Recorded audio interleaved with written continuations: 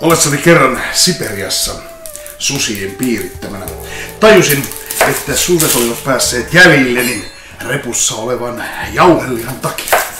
Nokkelana poikana huomasin, että jauhot, jotka olivat repussani vettyneet, niistä pystyi tekemään taikinaa. Käärin lihan taikinaa ja sudet kadottivat vaivuna. Pääsin karkuun. Vettä vihmoi taivaan täydeltä ja yö oli pimeä.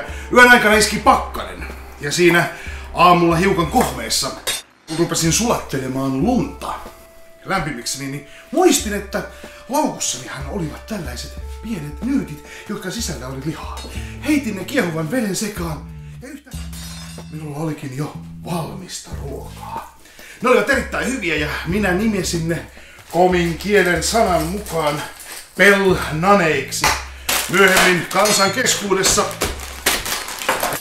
sitten pelmeeneiksi. Nyt on valmiita. Ja parastahan pelmeenit ovat smetanan kanssa.